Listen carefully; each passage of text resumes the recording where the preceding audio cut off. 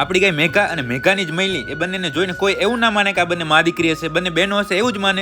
જય માતાજી મિત્રો. આપડી દૂધણી ગાયો સૌ પ્રથમ બંધાતી આ સામેના શેડ ની અંદર, પણ હવે એના માટે આ નવો શેડ તૈયાર થઈ ગયો છે. આ છે કૃષ્ણા અને કાશી, આ છે જાનકી અને ટીલી, અને છેલ્લે મેઘલ અને મેઘરાજ. ત્યાંથી આ બાજુ જોઈએ તો રતન ની રાણી, મધુનો મંગારો, અને છેલ્લે છે મેઘા ને મૈલી. અને આ બંને મા દીકરીને તો જોઈને કોઈ માને જ નહીં કે આ બંને મા દીકરી હશે, બંને બહેનો હોય એવું જ માને. અને આજ વાડાની અંદર સવારના હવાડો સાફ કર્યો હતો એટલા માટે અત્યારે પાણી ભરવાનું કામ ચાલુ હતું. અને આ બાજુ વાસુડા માટે ગરમા ગરમ નાસ્તો તૈયાર હતો. તો બસ થોડી વારમાં ફેમિલી પહોંચી આવીને ગરમા ગરમ કર્યો નાસ્તો ચાલુ. અને આ છે આપણી ગૌશાળાનો નવો દેશી શેડ કે જે આપણી ગાયોને શિયાળામાં રક્ષણ આપશે ઠંડીથી. અને આ શેડની થીમ અંદરથી એવી જબરદસ્ત લાગે કે ગાયો આ જોઈને રાજી થાય ને તો 2 લીટર દૂધ વધી જાય ભાઈ. પછી હું આપણી ગૌશાળાથી આવી ગયો તો આપણા ઘરે હર્ષદ ને પટેલ બંને સાથે મળીને ધુમાડા કરતા હતા ઠંડા. એ ધુમાડા આવતા હતા મારા પગમાં ને એ આપણે સહન થયા ને એટલે આપણે નીકળી ગયા બારે આવી ગયો ગાડી પાસે. ગાડીનો જેવો દરવાજો ખોલ્યો તો ધુમાડા કાઢવાનું મશીન એક આની અંદર પડ્યું હતું. એ ધુમાડો કરવાનો ડબ્બો પડ્યો તો વચ્ચેની સાઈડ ને પછી ખોલી અમે ગાડીને ડેકીને આની અંદર પડ્યો તો ગાયો માટે ગોળ. એટલે પછી અમે ગાડી લઈ પહોંચી ગયા આપણી ગૌશાળાએ, કારણ કે ગોળ બધો ઉતારવાનો હતો આપણે ગૌશાળાએ. સવારનો બધો સામાન ઠેકાણે કર્યો, ત્યાં પડી ગયું બપોરે હું પહોંચી ગયો તો આપણી ગૌશાળા પહોંચી સૌ પ્રથમ કામ કર્યું હવાડો ભરવાનું ને પછી કરી નીણ. ગૌશાળાનું બપોરનું કામ બધું થઈ ગયું ઓકે તો પહોંચી ગયો ફરીથી પાંજરાપોર. અહીંયા ભેંસો દોઈ ચાલુ હતી તો ચેક કરી લીધું દૂધ. ત્યાં છોડી નાખી 2 પાડીઓ કે જે આ એક ભેંસ ને ધાવતી હતી, એમાંથી આ બાજુની પાડીની તો જન્મજાત 2 આંચળ છે. જન્મજાત 2 આંચળ વાળી પાડી ચેક કરી ત્યાં મારી નજર પડી આ પાડુડા ઉપર કે જે હમણાં થોડી વાર પહેલા જન્મ્યું છે. અને જન્મ્યાને બસ થોડી કલાક જ થઈ છે, પણ જોઈને એવું ન લાગે કે આ હમણાં જન્મ્યું હશે, આ તો ઘણા દિવસનું એવું લાગે. પાંજરાપોરથી પહોંચી ગયો તો હું ઘરે ને હવે આજનો આ દિવસ પૂરો, આજનો વ્લોગ પૂરો. લાઈક, કોમેન્ટ, શેર કરવાનું ભૂલતા નહીં.